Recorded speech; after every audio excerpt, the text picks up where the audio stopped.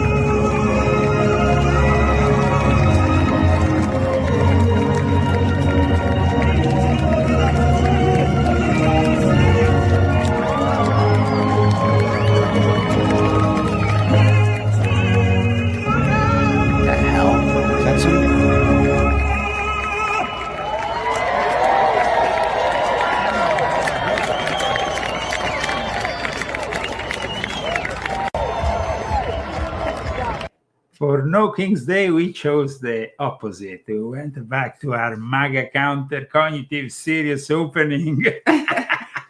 Welcome to the Leo Zagami Show with Leo and Christy. October 18th of the year of the Lord 2025.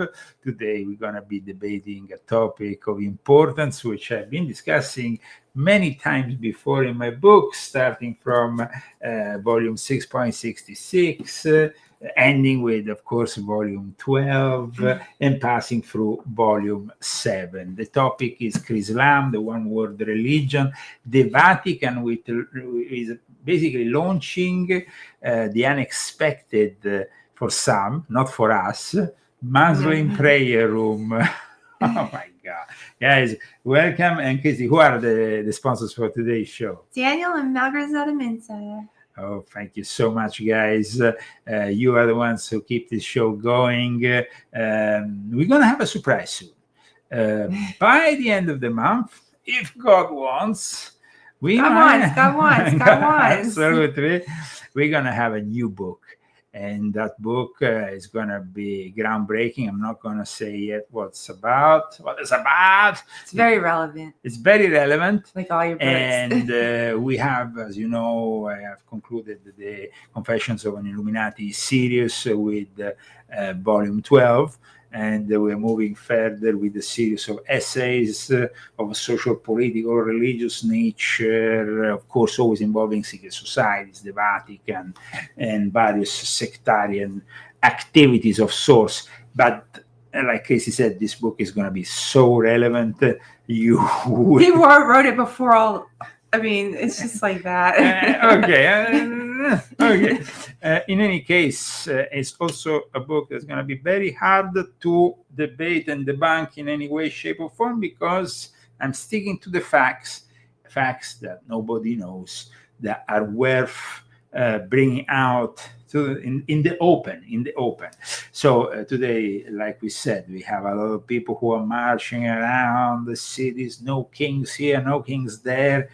Guys, this is still the United States of America. We have a constitution. There is no kings. 1776 was the answer to the monarchy to establish this republic on which we stand, which is still very strong, and I think it's quite ridiculous. But George Soros, of course, he is paying for all these people, millions of people around the cities, all these all these cities, and Joe Rogan, I think, really synthesizes the whole thing very well. Political cause thing, yeah. All those people that are protesting on the streets, 99% of them are losers. The other ones work for the Fed. I have a whole joke about that. It's like fucking, if it's FBI agents and losers. That's all it is. The whole fucking every protest, dude, is FBI agents and losers. I talk about this all. And of course, financed by George Soros, because a lot of these losers often work for federal institutions that now don't have any pay, so maybe they need some money. I'm glad they're paying the military. Well, that's absolutely that's something that was such a relief. Yeah, that was definitely a relief. And of course, we are living in troubled times, guys. So it's quite incredible. We're going back into the news today because we've been discussing topics relating to the esoteric, the occult world, the sectarian world. I think it was about time to just bring you an episode about what's happening at the moment, because we see these B-52s that are starting to scare Venezuela. We see all this military activity. People can't connect the dots. So I thought maybe I should help you out. Venezuela is connected to what is happening in Ukraine. Maybe if we bypass Europe and now in Hungary, Putin and Trump manage to meet up, they will sort things out. But in the meantime, let's not forget who is Venezuela doing business with. Most of its business is with China, and of course also they have the support of Russia. So it's almost like our local Ukraine here, Venezuela. And so of course the excuse is the drugs, the fentanyl, and all that. But in reality, we have a lot of oil, we have a lot of possible goods of sorts that might be of our liking, but at the same time, it's a country which is working with the enemy, and it's basically in our courtyard. So this is what is happening. It's a situation, of course, and let's not forget one thing. The head of the Jesuits, as those who have read Volume 12 know very well, is Sosa, a Venezuelan. So, we are about to go into war with Venezuela, and the head of the Jesuits is from Venezuela. Maybe people should read this book, learn a little bit more about, the fact, like I said, that all that fentanyl is coming in, and that, of course, Trump every now and then, he has killed, I think, up until now, 27 narco traffickers in these boats that keep on arriving on our shores, but they usually could end up very bad, like in this case. Now, there has been a couple of survivors. We're going to see what they say from this later attack. Of course, all the left wing, they say, why is he attacking these people? Why is they should have due process. What kind of due process can you give to these criminals of Trenaragua, of all the other gangs related to the destabilizing activities of Venezuela, which are basically financed by China, so they can't destroy the American dream, because that is really what is happening. I mean, don't you remember the Trenaragua guys going there in that area of Denver, with their machine guns? Aurora? Yes, with their machine guns arriving like this. And that was the norm during the Joe Biden era. So leaving politics aside, I mean, what is happening at the moment, at least when it comes to ICE and immigration, I find very positive, because people like me who have gone through a long bureaucratic process to obtain the American citizenship and the naturalization can't be bypassed by a bunch of scumbags who just come through illegally and then don't respect the rules of our great country. So people today, of course, were seen in the streets, and this No King protest is headed by Jesuits and priests of sorts. Times Square example. See them. See, that's it. Jesuits, Jesuits, Jesuits, and in Times Square.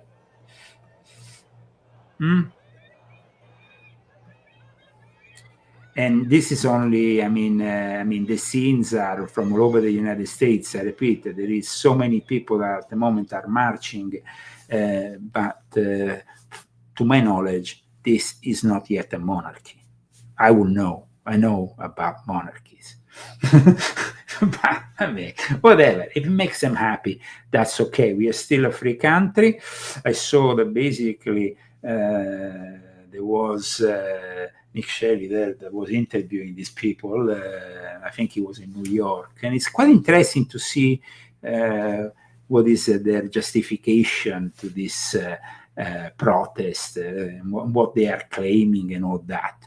In any case, in the meantime, let's say, I tend to disapprove some of Trump policies. So it's not like I embrace everything 100%. MAGA for me is more like what Major Taylor Greene is doing. Marjorie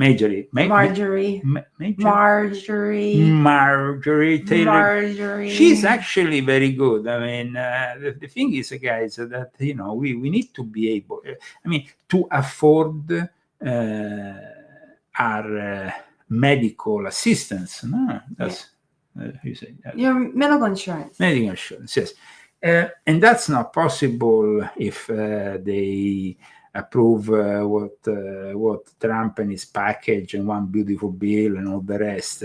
I mean, it's true.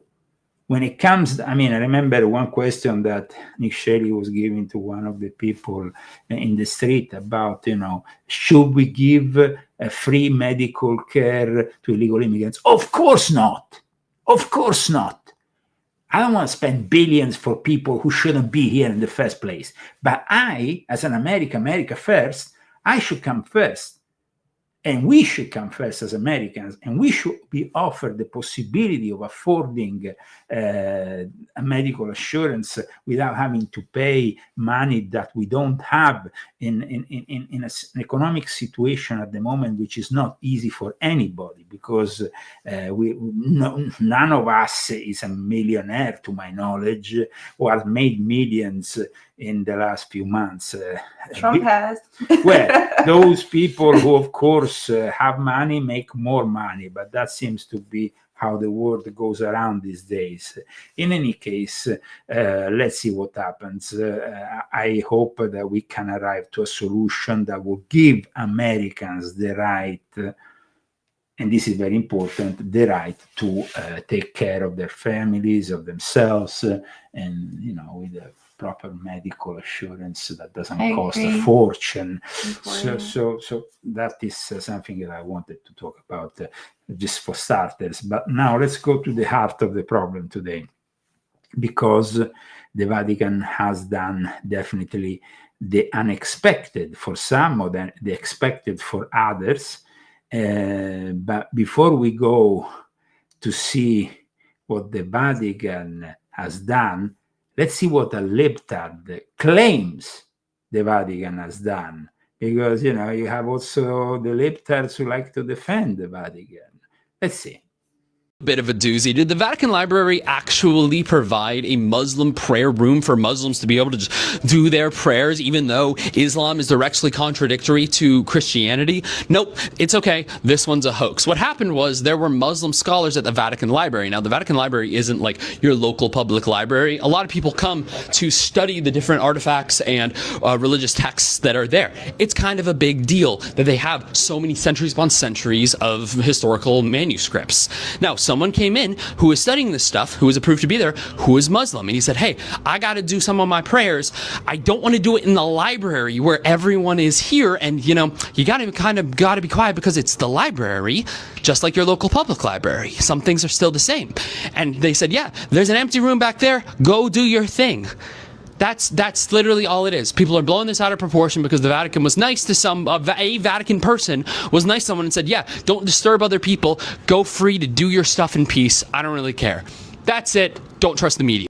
Yeah, sure. Don't trust the bullshit of this guy who thinks that the Vatican is simply, there is some Muslims who are studying there at the Vatican Library who need to, be helped out because otherwise, where are they going to go and pray? So we create for them the Vatican Library grants the Muslims scholars a prayer room. Now, let's be honest here. If I ask the Muslims to establish a prayer, a Christian prayer church, basically, in Mecca, they will laugh at me because there is no way the Muslims don't even let non-Muslims inside Mecca. The same should be for the Vatican.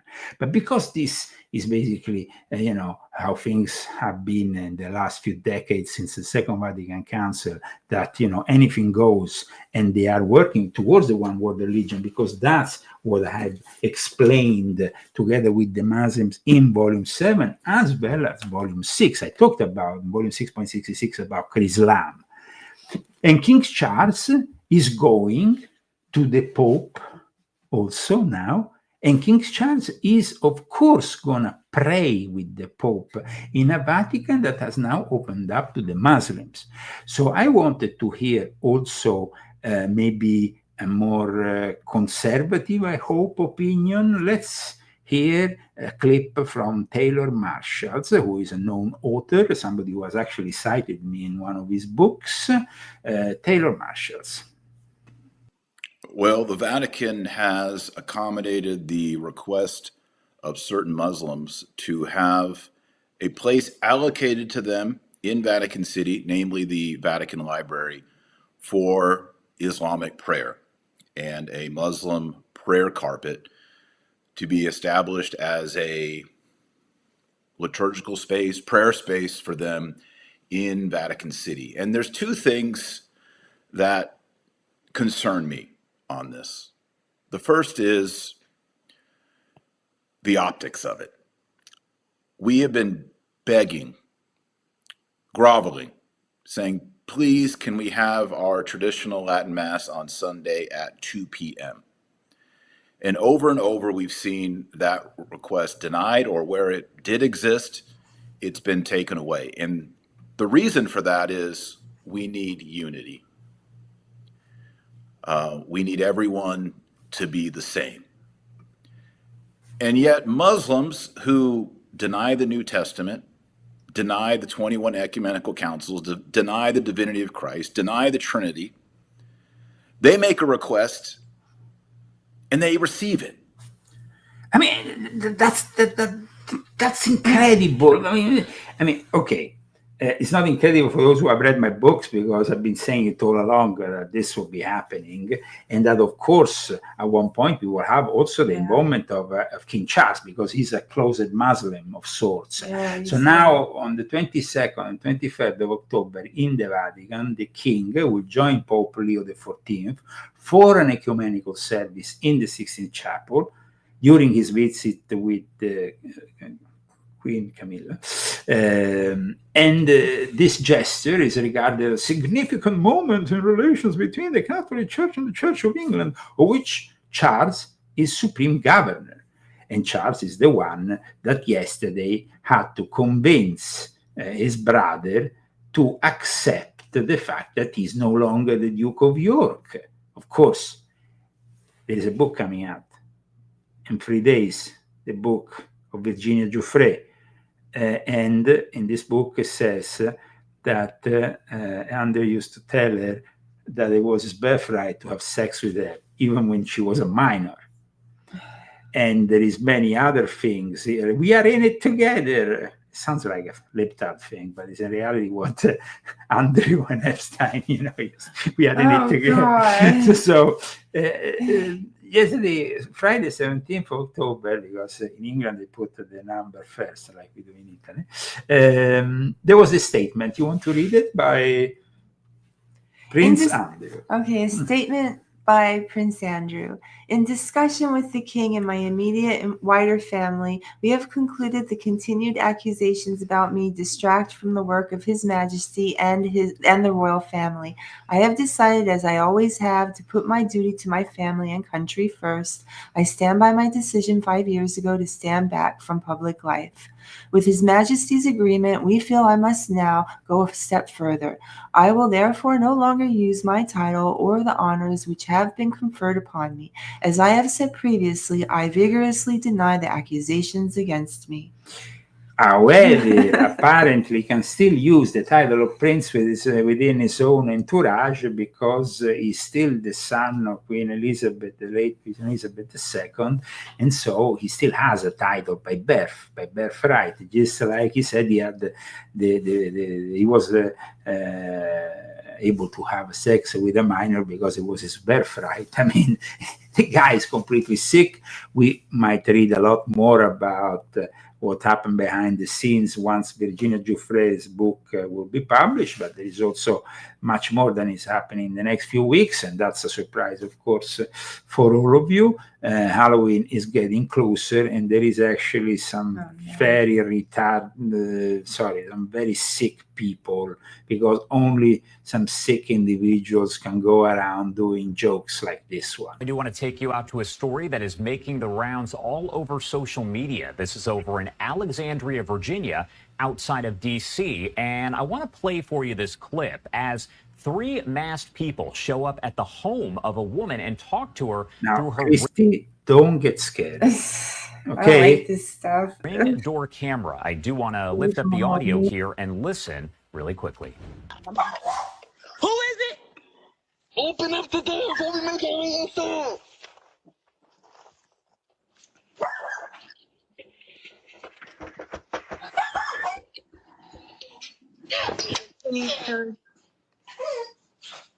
Open up the door. I can't even begin to imagine. And again, this is video that was. The sick people, they can actually get away with it maybe in Alexandria, Virginia. If they were in Texas or in Arizona, probably they will find somebody who will shoot them, because that was already trespassing what they were doing there. So, once you trespass, the law is in your hands, and you can do that. I think it's over your threshold, though. No, he was fresh. He opened the thing, and then he went through. But he was in the door? He was trying to break it down. I don't know if you could shoot somebody on your porch, though. You can get in trouble for that. I wouldn't go around shooting people. Well, I think that if he opened the first. You see, he opened the first door. He opened the first door, Christy. Is that what you would do? No, but it is trespassing. If he was actually able to enter, he was fortunately not able to enter. There were some old people inside. I don't know if I'm right or wrong. I think that they have, because in Colorado, I think they have to come over you can't just shoot somebody on your doorstep, because then everybody would get shot. Every Jehovah's Witnesses would get shot on the doorstep. And if they open the door and knock, forget about it. Look here what they did. I mean, it's just like these people are really sick. I know, Maureen. Look, it's horrible. It's sick. I mean, it is sick. Okay. I mean, it is really sick. It's gross. It's gross. And then you have another one who has another mask, and it's even worse than the previous ones. Check this out. This is worse than the other one?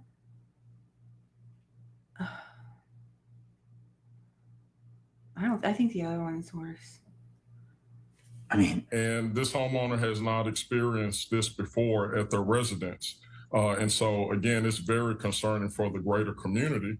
And just like anyone else. Like I said, I think that this community is not a Texas community, because if it wasn't Texas, these people would not get away with it. Trust me. But I mean, whatever. It's my own personal opinion. In any case, and if you go and shoot people on the doorstep, probably it's not good. But in any case, these people are. it's Somebody who somebody knows says about this. Leo is right. If they already opened the first door, that is already Okay, well, I trespassing. didn't know. That's So trespassing. Like I said, that's I trespassing. didn't know. I just don't want my husband getting arrested for. I've already seen him get arrested for stuff, so I just want to make sure. Okay, don't All right. worry. Well, now he's going to be shooting anybody that opens the door. No worries. Okay, getting back to this Chrislam business, let's go back to what Dr. Taylor is saying. The optics of that, I'll just be frank, it's hurtful. We feel like the disregarded stepchild, the Cinderella in the Catholic Church. We want to be faithful. We want to attend Holy Mass every Sunday, every day, pray the rosary, obey the teachings of the church, submit to the Holy Father, Pope Leo XIV, have large families, obey the teaching on contraception, all of these things, hard teachings, many of them hard, but also sources of great joy.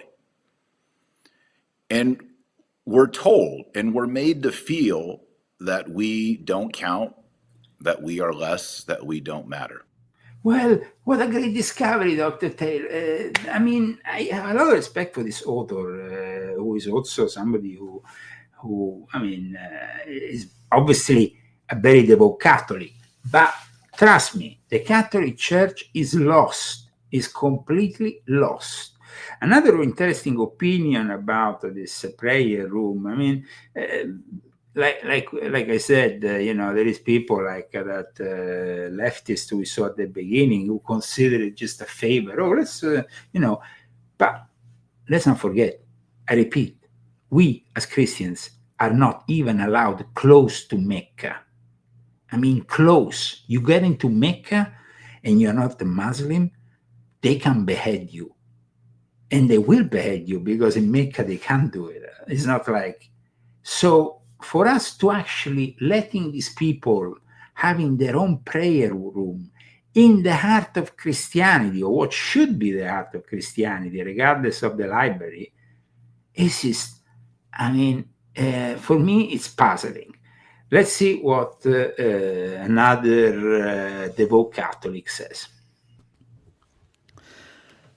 I'm trying to keep out of the polemics that sometimes polarizes our church because, the faith is so beautiful.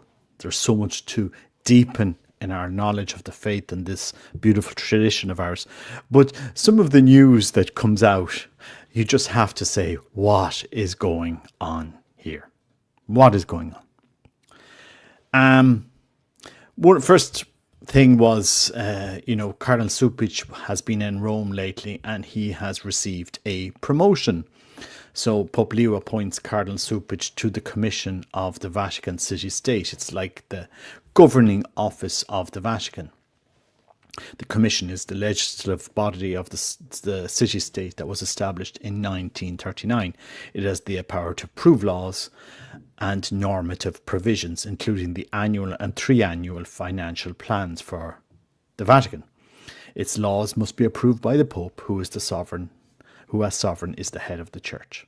Anyway, it's interesting that Cardinal Supic, who was giving a Lifetime Achievement Award to an excommunicated Catholic who voted for and supported abortion and legislated for abortion, rendering him excommunicated according to the Catechism of the Catholic Church. Yeah, well, we wanted to talk more about the Muslim prayer room, but if you want to talk about Cardinal Kubic, because here we're talking about definitely somebody who is a bit controversial. It seems like Pope Leo is like Pope Francis on steroids. It's like really the worst of the worst, giving awards for immigration. I think Pope Francis was breaking in Pope Leo, or breaking us in for Pope Leo, and how bad he is. Absolutely. We were getting prepared for it. Absolutely. We had to accept things we wouldn't accept for a long time. That were really hard to accept. They were trying to make us accept things like the the trans thing and everything. Yeah. And so, I mean, I think that Pope Francis was like the introducer of all the crap. Now, we know that this Pope has criticized Trump, has criticized MAGA, but the thing is that, of course, you know, as a Catholic, he should be against abortion because abortion is murder. But at the same time, the inhuman treatment of immigrants in the United States is not your business, because the sovereignty of a country is made out of its borders. And your Catholic President Joe Biden made this country a joke by letting in millions of these Catholics from Central and South America, so you can build up your Catholic mafia here in the United States, which used to be firmly separated from the church, of course, from our founding fathers, and built upon values that are not, or at least shouldn't be, the values of the Catholic Church. But if you bring millions of Mexicans or whatever, or Venezuela, or from other, I repeat, the fact that the general of the Jesuits is from Venezuela, and we are on the verge of a war with Venezuela, which is a communist country, hellhole, well, should already. Weird. It should weird be, coincidence. It's a weird coincidence. So here we are with a woke Pope, with woke values that continue to be unsurprising to us, and I think that we need to understand that now they have a Muslim prayer room. Is only the beginning of this merger.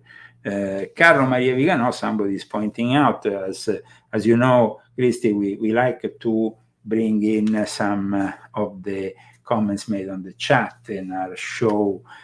So here we have from Alpha to Omega Beyond the Matrix, Julie Phelps, who says, Carlo Maria Vigano is one of the few who has come forward to tell the truth, and that's duly excommunicated. Absolutely. In fact, he was excommunicated. He still, of course, talks to the faithful and for those who are willing to listen to him, but he's no longer part of this hierarchy, which is, of course, been taken over by Satan, because that's how it is, you know. Let's see here. Organization of Jehovah's Witnesses. We did a whole show on Jehovah's Witnesses recently. So for those who are interested, they can, of course, go to our back show catalog, receive an open check from the Catholic Church to take care of their needs while they're picking the pockets at the congregation members. Now, this is something you want to answer, Christy? What is it? I don't know. I didn't really understand if there was a question there. Anyway, it's just an opinion. It's an opinion, of course. It's an opinion. Let's continue to listen what Dr. Taylor says regarding this first Muslim prayer room in the Vatican. Feels. And Muslims who deny Jesus, they make a request, they get the request. So that's the first thing. It's the optics. And then secondly, we live in a time, in particular for Europe, where there is mass immigration of Muslims. In the United States, like Dearborn, Michigan, but in Europe, particularly places like London, Paris, even places in Italy, where there's a massive amount of Islamic immigration. And if you look at birth rates, and I've been talking about this for a while, Muslims can and will, unless something changed, surpass the Catholic population and end up buying our churches, taking over our neighborhoods. And I see it in North Texas where I live. You know, we have 2 or 3 places where you can find the traditional Latin Mass, but there's 100 mosques that surround us. New mosques going up every single day. And so the signal from the Catholic Church, from the Vatican, you know, even from Pope Francis and maybe now Pope Leo is, we are in favor of this. We will accommodate Islam. And it looks like Islam is the future, and there's no pushback or there's no encouragement for the Catholics. Now, I want to confirm what Dr. Taylor is saying here. because of my personal experience. I remember once I was talking with Monsignor Mario Pieracci, who is the guy who has introduced me to the media from a very young age. He was, of course, my spiritual father in the Catholic Church for many years. And so I said Mass when I was a kid. So, I mean, it's somebody I know very well. And I remember once we went to visit him with my friend Daniele Dal Bosco. It was around the year 2008. And while we were eating a piece of cocomero, watermelon, or no, how do you say cocomero? A watermelon? Watermelon. He told me, Leo, the Catholic Church is preparing for Islam. We know that there is, of course, more Muslims born here in Europe than Christians. The future is Muslim, is Islamic, and so we are adapting. He was very open about it. I mean, me and Daniele, we were like kind of shocked about the way he was saying. And why is Monsignor Mario Pieracci important? Because he was the guy who established SAT 2000, which is today the Bishops' Conference TV station in Italy. Is somebody who has always been like a spokesperson for the Catholic Church in the Italian media.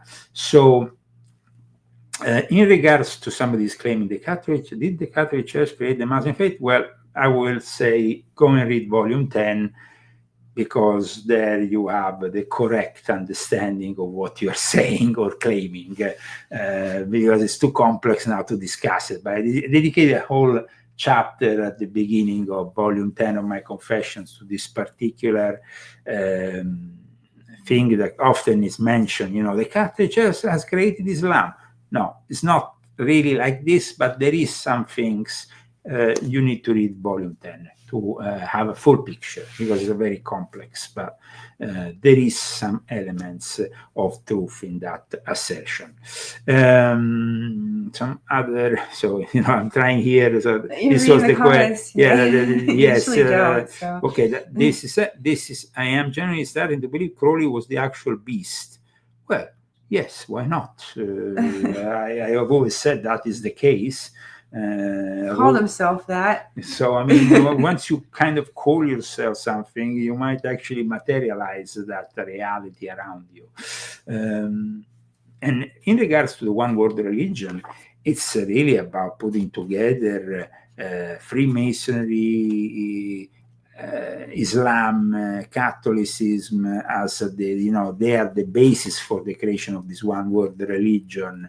I explained that in volume 7, the fact that the Freemasons are facilitating something, because the Freemasons also, like I explained in my books, Freemasonry has a lot of Muslims, and volume 10 is all dedicated to Islamic Freemasonry. So if people want to know a little bit more, actually Aleister Crowley was a guy who wanted to go to Mecca pretending to be a Muslim, but on the contrary of somebody else who actually managed to pull it off, in the end he didn't. He was probably not so versatile in the Arab language, or maybe he looked too white. There was something that didn't let him go there, because he wanted. He was scared. He was scared, but he's probably a big chicken. Maybe he could have been. I'm sure he was a big chicken. I'm sure he hid in his house and he said a bunch of stuff, but he just hid around. But he was he really wanted to go to Mecca, so he had this idea. He just didn't materialize it. So. But like I said, the Vatican is planning this one world religion, and of course, Chrislam is the very beginning of it.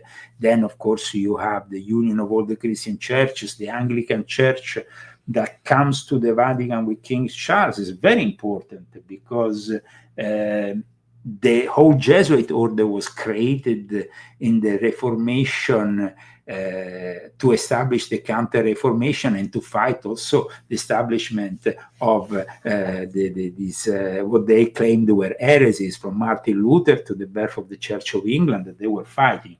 I mean, there is actually a book which I have somewhere dedicated to but I also talk about it actually in volume 12, extensively, the establishment of the entity, the Vatican intelligence services. They were established because one of the main reasons initially was to fight Queen Elizabeth I and the Church of England. And of course, then Queen Elizabeth had on her side people like John Dee. She had their own 007. John Dee was the origin of 007. That was his code name. So the very foundations of what has become later on the British intelligence is actually from those days in which they were fighting the Jesuits, who were trying all the time to sabotage the British crown and bring back the Catholics in power in Great Britain. Then, of course, then the Puritans came along, and I think that was also a big problem, because maybe the Jesuits didn't manage to control the Puritans. It all went out of control with Oliver Cromwell, who created a republic for a brief time in England. People don't know that, but there was a brief time in which the king was beheaded and the monarchy was established. Sorry, the republic was established for a brief time, but it was very brief time. The actual, in volume 12, I also explain Guy Fawkes, everything that happened there. The Jesuits were behind it because they wanted to sabotage the British, the English Parliament. So somebody says, please do an episode on the spy war between the Jesuits and the Crown. A lot of it has been discussed and debated in my books. I would suggest volume 1 and also volume 12. Yeah. But definitely it could be an idea maybe for a future episode. Why not? That was a question that was just made by 69 Mego 69. So we have various people who are intervening. Like we said, on a Saturday at times we open the chat board and we start answering your questions. It doesn't happen all the time, Doesn't happen all the time, but it can happen. Let's continue to follow what Dr. Taylor has said regarding this first Muslim prayer room in the Vatican. Church in our homelands. Those are my two concerns, and we're going to discuss those today. I've been getting over a chest cold. You probably remember early this week, I kind of started losing my voice during the podcast. That was the onset. I've been battling it ever since. Here is a tweet that I want to feature. This is from a deacon, Nick Donnelly. He says, now the Vatican is providing prayer room for Muslims. Haven't they read what the Quran says about our most holy doctrines? Their insults about the most holy Trinity, the incarnation, our Lord's redemptive death on the cross. Don't they know about the systematic persecution in places like Nigeria, Africa, other places in the world? It's two things. It's the optics. And the other thing is, from the point of view of Islam, y'all heard me say for years, we have to take up space. And I've been talking, it's a whole chapter in my book, Christian Patriot, if you don't have it already. But strategy number 2 is take up space. That is, we Christians, we Catholics need to publicly demonstrate that we exist. Eucharistic processions, Marian processions. The thing is, maximum respect, but there is no hope for the Catholic Church. It's been taken over. It's like these kind of people, like Dr. Taylor, had the impression when Pope Leo was presented there outside on the balcony, reaches all the faithful in St. Peter's Square, that, maybe this guy will be different. And a lot of people like him had the same perception. I instead went immediately after like half an hour. The Pope was announced, Leo XIV, on InfoWars on the Alex Jones shows, and I said, this guy is worse than Pope Francis. And I just was like, what? What do you mean worse than What do you mean worse than Yeah, so, and the facts are proving what I stated, and the facts are proving what I wrote in volume 12. And so, the church has been hijacked. since the Second Vatican Council in the first half of the 1960s. The Jesuits have then amplified the message of Vatican II. So what is the hope that these, I don't understand. I mean, they're eluding themselves. They are for the traditional Mass, maximum respect.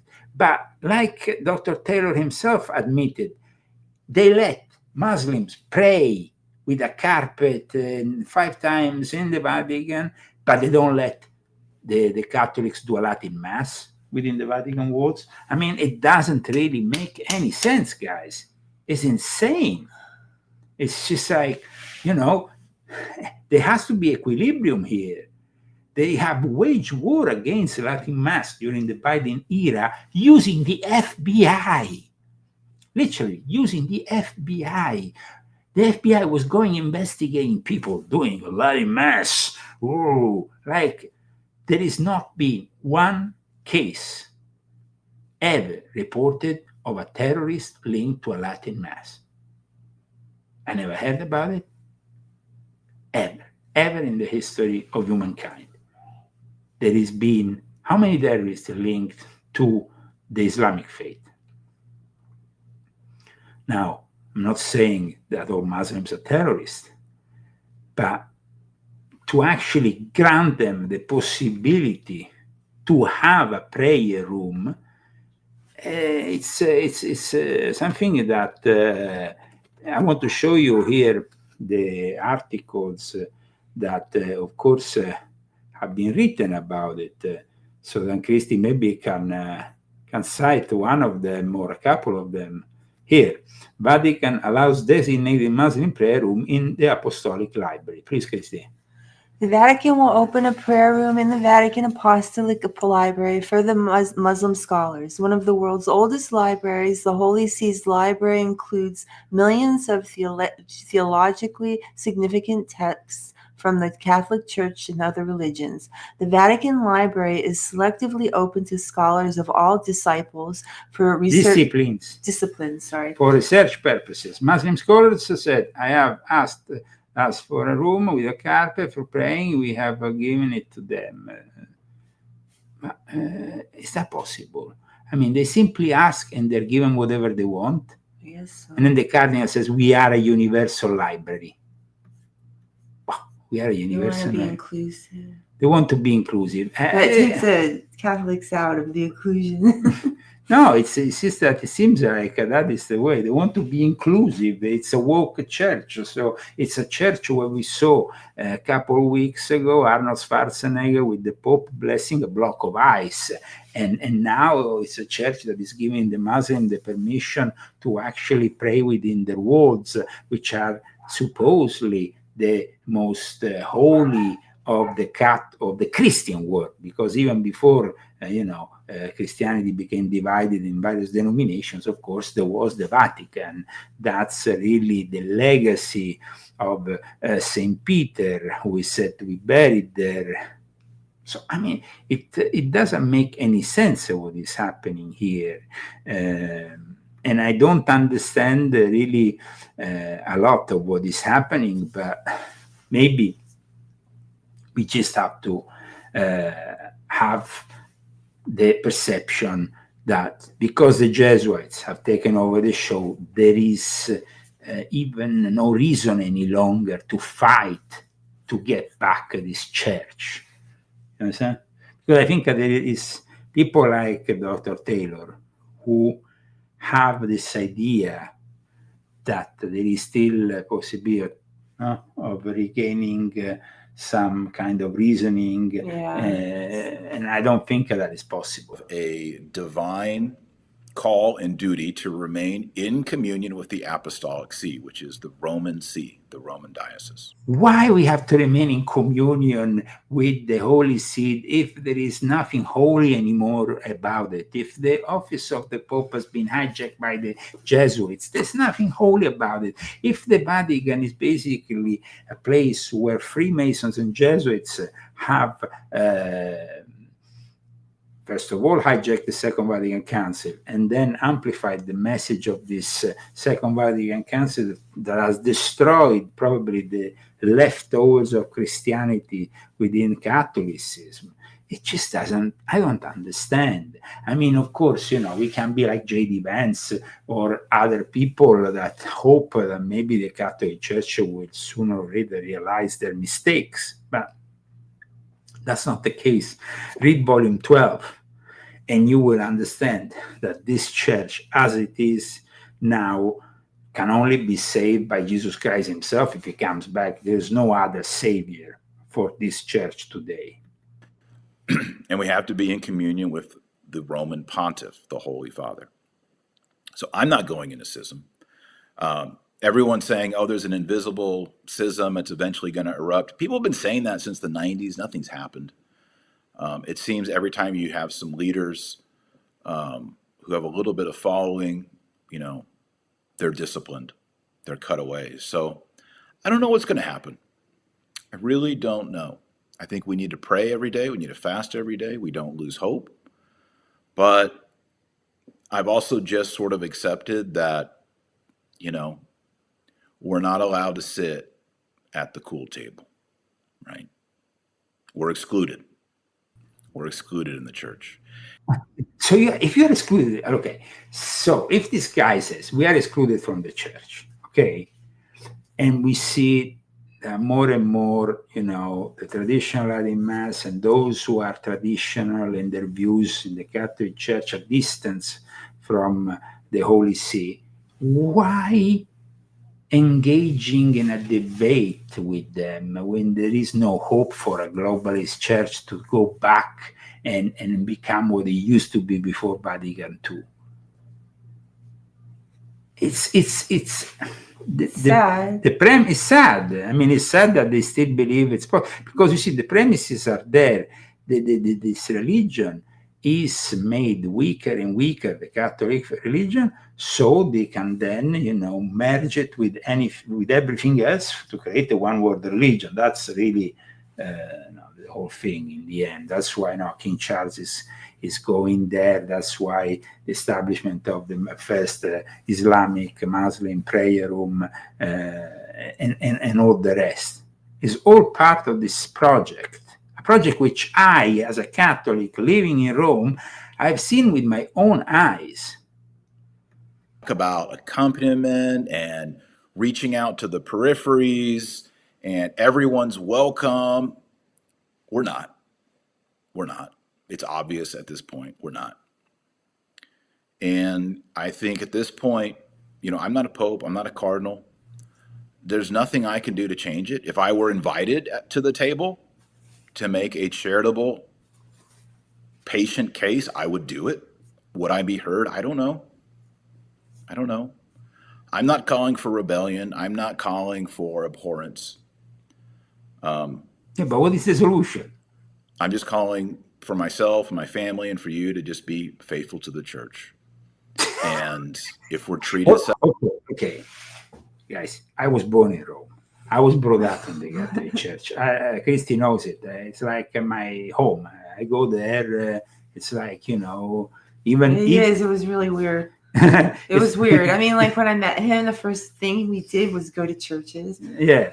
This is the places where I was brought up.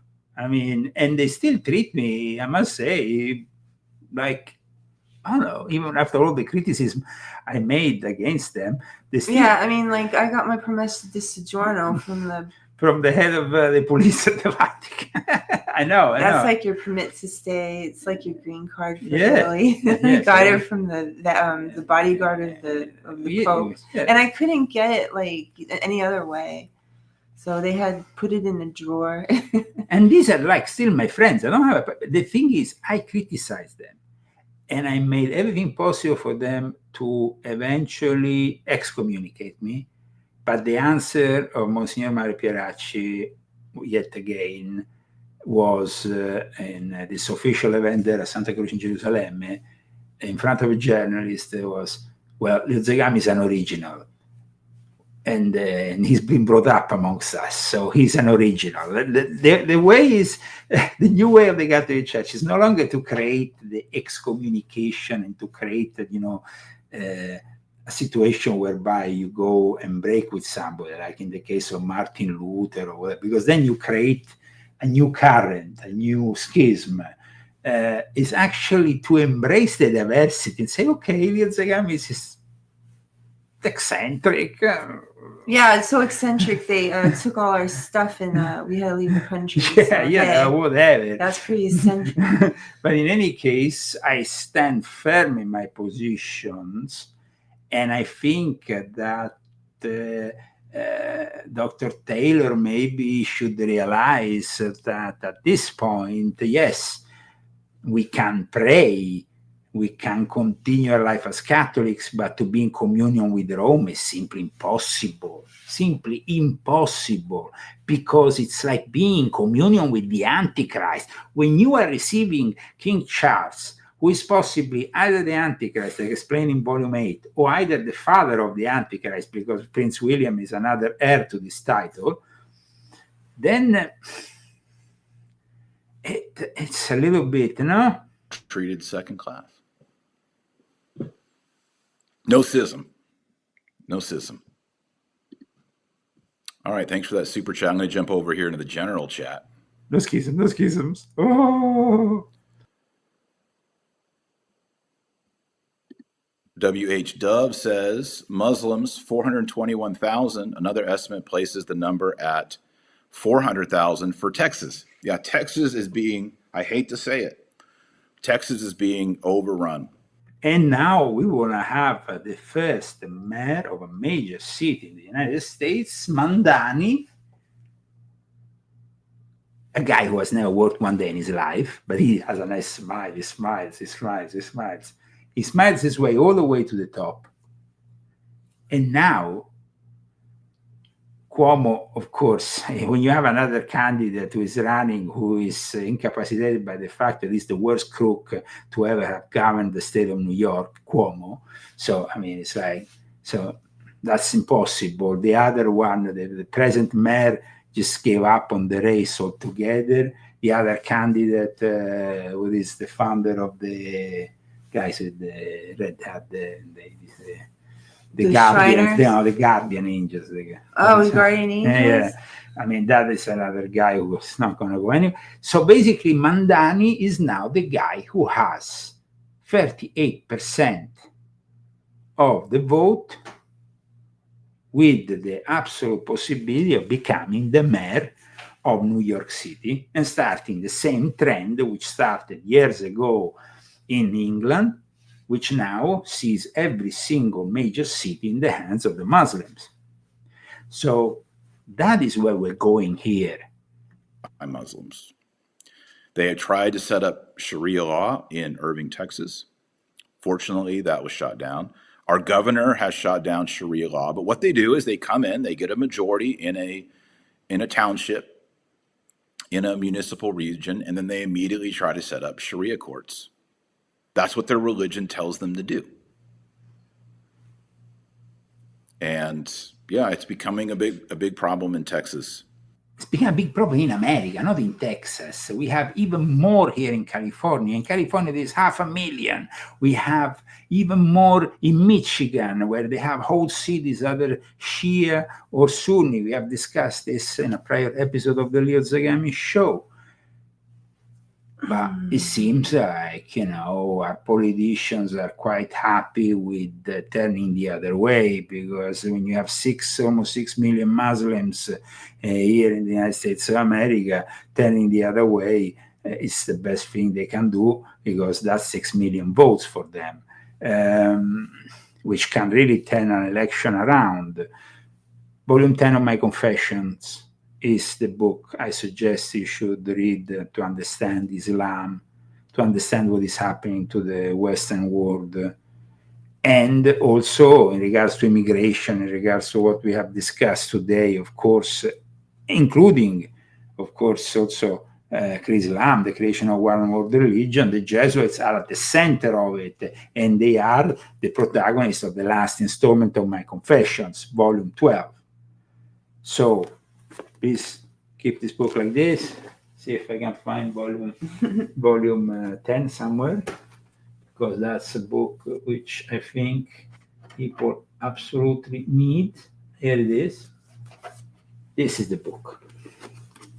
These two books are very important. Yep.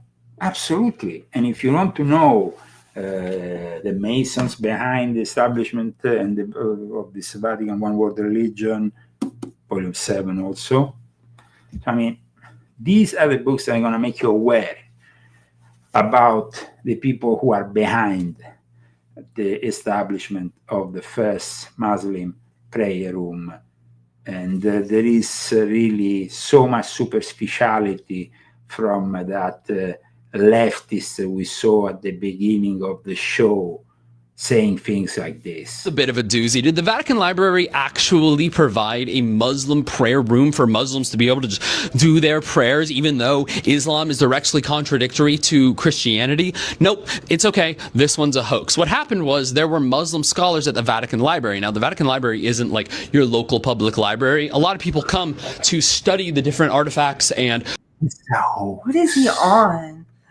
that are there. It's kind of a big deal that they have so many centuries upon centuries of historical manuscripts. Now, someone came in who was studying this stuff, who was approved to be there, who was Muslim, and he said, hey, I got to do some of my prayers. I don't want to do it in the library where everyone is here, and you know, you got to be quiet because it's the library, just like your local public library. Oh, okay, anyway. No comment, guys. Bye, everyone. See you next week. I want to thank, though, the sponsors, Christy, this week's sponsors. Daniel and Malgrazana Minza. Okay, thank you so much, guys. Continue to support us. We will be back with you next week. And yet another episode of the Leo Zagami Show will be unfolding. We will not yet be presenting, of course, my latest book, but prepare yourself because it's approaching, and in a couple of weeks, maximum 3 weeks, you will have the possibility of hearing it here first at the Leo Zagami Show. Yeah, absolutely. So don't miss our show also next week, though. We're not sure we're going to be conducting the show with the same modality of today, discussing the news. We might go back to the esoteric or the occult. One thing, please write to us at orderluminatoruniversalis@gmail.com and tell us what you would like from the Leo Zagami Show. And we will always try to help you out in one way or another. No, Christy? Mm-hmm. All the best. From me and Christy and Vincenzo Viceversa's Medieval. Vincenzo Viceversa is the guy who does also all my book covers, but he does also some great music. Here we are with this video produced by our friend Albert of Telepandemia.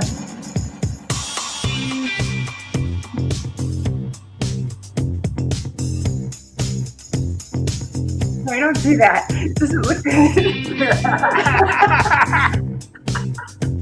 No, don't do that. Technology, social organization, dehumanization, even negative utopia to science, technology, social organization.